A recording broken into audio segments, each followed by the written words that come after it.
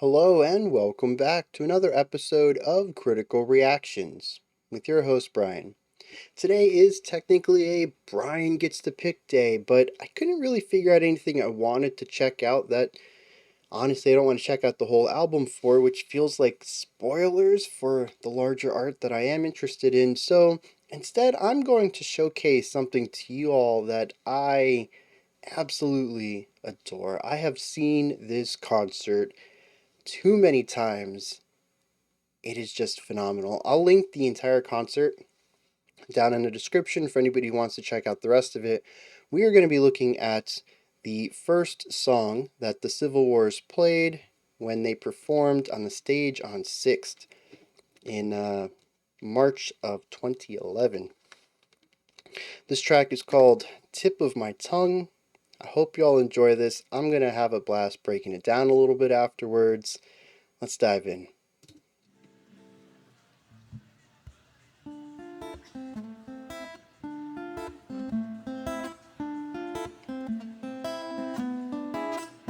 You're a red string tattoo my finger, a little love letter I carry with me. Your sidelight, smoke rings and cigarettes, old lines and kisses from silver screen. Oh dear, never saw you coming. Oh my, look what you have done. You're my favorite song. Always on the tip of my Listen to the way a lot of the vocal inflections are and how they start out small and expand or start large and drop in scope. with whispers like poetry. Your mouth is a melody I memorized. so I hear it everywhere I go, day and night. Oh dear, never saw you coming. Oh my, look what you have done. You're my favorite song. Always on the tip of my tongue. Tip of my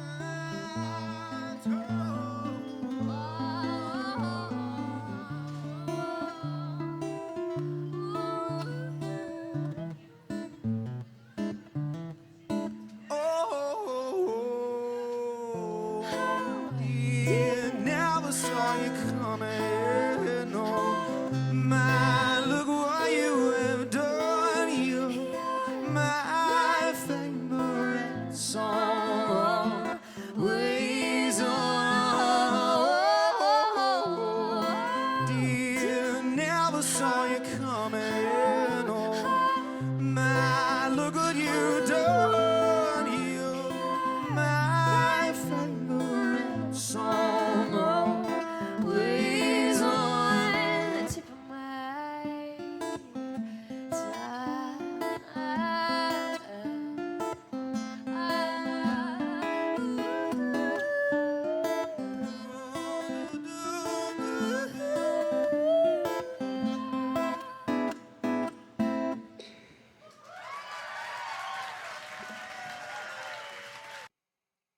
That is just so good.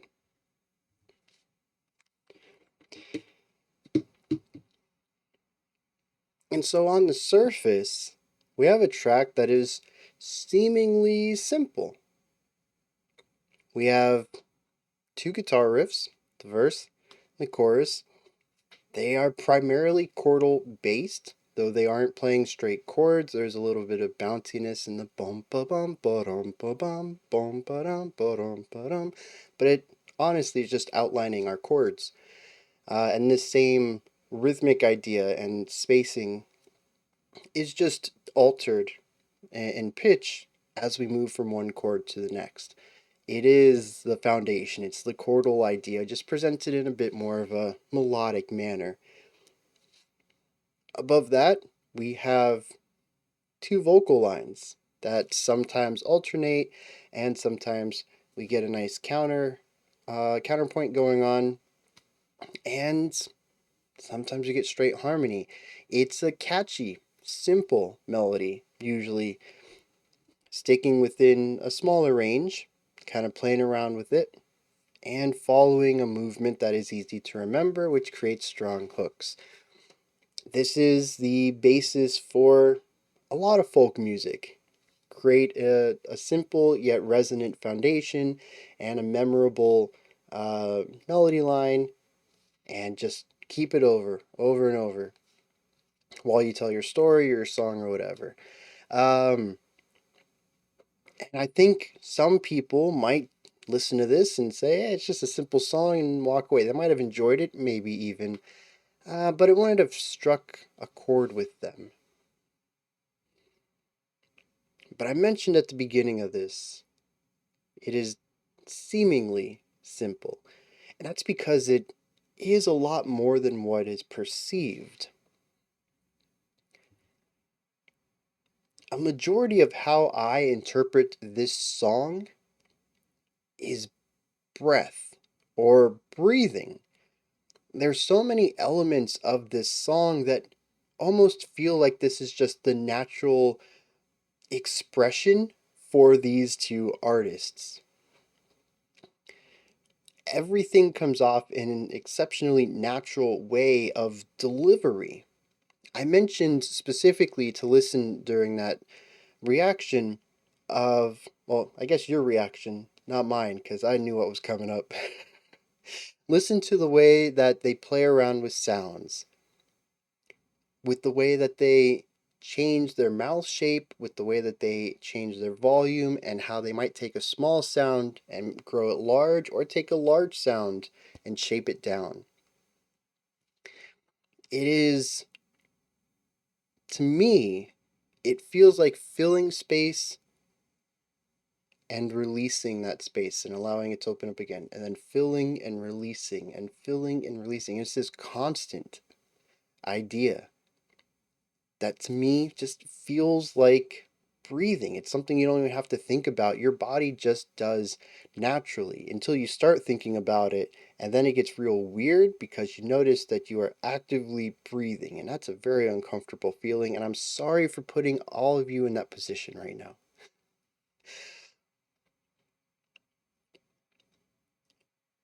But it is so many aspects of this, whether it is the shape of it.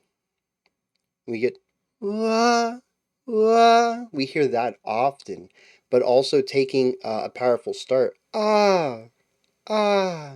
And just kind of reducing the body and making it airy. We hear that often as well. But there's also the rhythm of the bounce. Bum ba bum ba bum bum bum. Bum ba dum ba dum bum bum. The syncopation with the accented 2 and 4. Even when we look at the chorus and we look at the back and forth, and we have his lower note and her higher note harmonizing, sure, but she also only accents every other half of a beat. So she accents the off beats basically. Um, and so we get the downbeat, the more rigid downbeat strike with the warmth and roundness of his lower pitch tone, and then the bounce up with her airier, higher pitch tones. You get the bum, boom, boom, boom, boom, and there's the bounce to that as well that sort of mimics what the guitar is already doing in the verse with its boom, boom, boom, boom, boom, boom, boom. It's already doing this back and forth on the low to the high. And so the bounciness is amplified in the chorus through the use of their column response harmony stuff. It is just so much of the song feels like life, I think is what I'm getting at here. It's just such a natural expression for these two people that it is no different than breathing to them, and the concept of breath and rhythm come through in the music in a very natural way.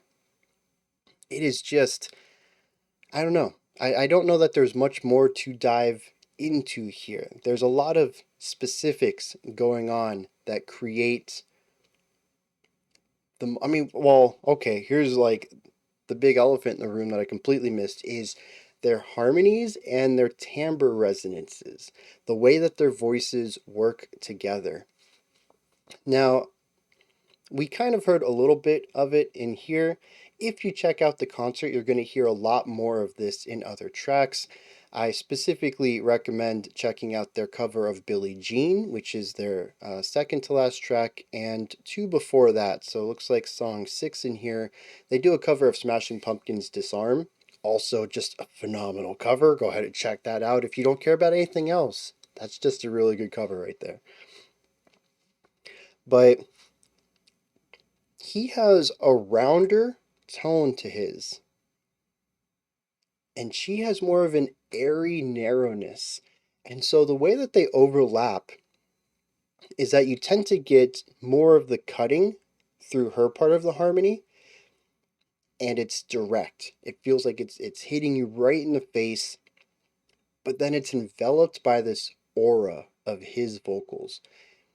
And I just really like the way that they complement each other that way, sonically. It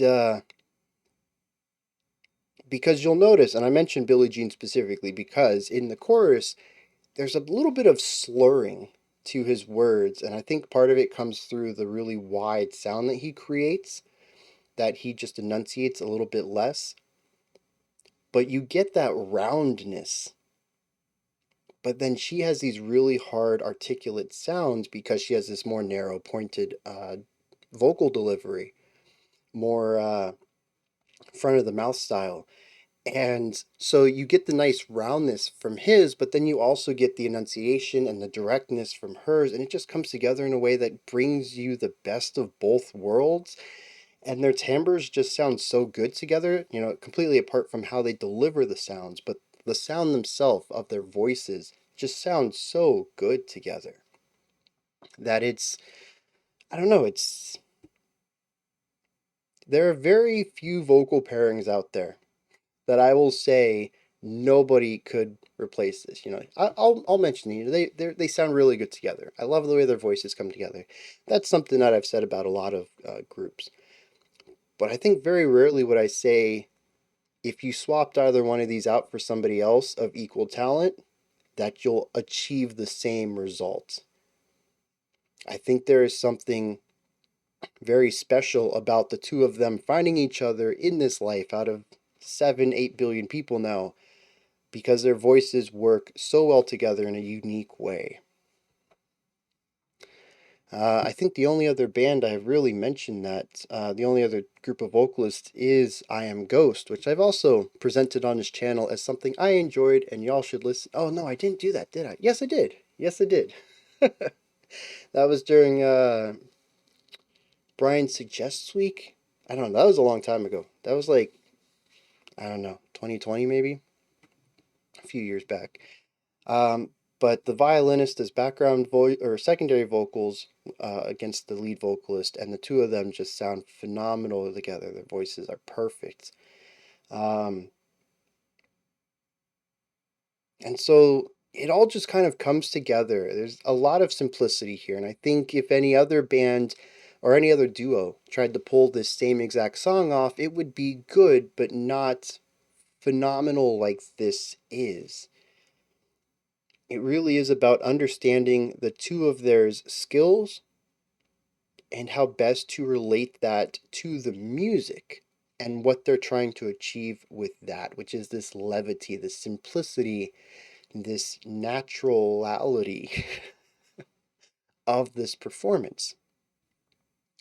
Um,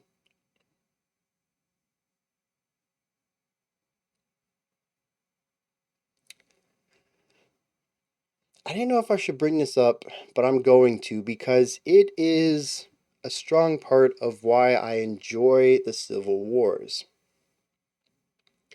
I have listened to the EP that this song came from. I don't think I've listened to anything else from them. I don't enjoy studio albums as much. I've seen this concert at Stage on 6th. I've seen, there's another one. I don't remember what it is, but it looks like they're in a little lounge. And I just found out there's a new one. I have one queued up here. Maybe it's in another tab. Anyways, I found a new performance of theirs that I want to check out. There is something incredibly infectious about the performance itself. They have a chemistry with each other that you don't see too often in music. At least I don't. Rock and metal, at best, you're going to get guys being guys kind of stuff in the music video. Um, Live performances, you see a metal band on stage, they'll kind of just stick to themselves. Maybe they'll do a back to back guitar solo thing where they're like, that kind of thing. But this is cute. This is intimate. They understand each other on a musical level, and it's showcased in their body language. Um, and I think the other thing that really stands out to me often is, again, sort of juxtaposed to the metal and, well, even the pop stuff that we've had on the channel. This performance shows two people constantly smiling during the performance. And it was during one of my watches of this, and it dawned on me. I was like, these dudes smile a lot. And I began to think about it. And the only time I think I've ever been told to smile during a performance was when I did a dance show. And that's a tale for another time. But I think that's the only time I've ever been told to smile. I've never been told to smile as a musician. Of course, actors only need to smile if they're doing a happy part, right? Which makes this feel really natural. It's just not something you see too often with musicians putting on a show. They genuinely love creating music. And that's kind of infectious. I like seeing people enjoy themselves while making art. I don't know how universal that is, but I'm kind of thinking maybe that's one reason I'm not a big fan of metal music videos. They rarely look like they're enjoying themselves, and actually, it's kind of why I think black metal stuff is kind of endearing, music video wise, especially some of the campier things, because you can honestly tell that they're enjoying themselves. They put on paint and makeup, they put on face paint and makeup and put on these extravagant costumes and went out into a forest and filmed themselves doing really kind of dumb stuff, but they loved it. They enjoyed it. You can tell it was fun. And I feel like metal isn't fun. There's certainly fun metal out there. Psycho Stick, is that the band? That do like the parody comedy stuff. They look like they have fun. Ailstorm, they look like they have fun, but it's certainly the exception, not the norm. And I think metal could really do with lightening up a little bit. Give me a smile while you're up there giving me metal growl shrieks. I don't know. Maybe it's just this is refreshing because I listen to so much rock and metal for the channel, but I just really enjoy them just naturally enjoying themselves. I think that's awesome. Lyrically, this is a love song. It's fairly direct. The chorus says, "Oh dear, I never saw you coming. Oh my, look what you've done. You're my favorite song, always on the tip of my tongue." The idea that you came into my world, completely rocked it. Look at where I'm at now. I never would have imagined any of this, and you kickstarted the entire thing. My life is so good, and I can't imagine my life without you. I like the idea also of you're my favorite song, always on the tip of my tongue. I'm just a sucker for music metaphors. I love it. Even verse 2 comes in and says, "You own me. With whispers like poetry, your mouth is a melody I memorize." So sweet, I hear it echo everywhere I go, day and night. It's just so well done. I love the music metaphor, but it also comes off as earnest and not campy or cheesy. It's simple, but has a really nice flow to it, much like the music. I mean, maybe they're onto something here. It gets the message across, does it in a bit of a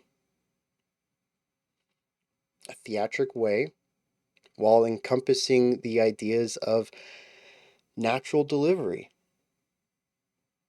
The music and the lyrics complement each other so well, and again, I'm so glad that they find all these ways to play the two voices in opposition, call and response, harmonization, not harmonizing all the time, having two lines that are kind of doing their own thing, but kind of doing the same thing.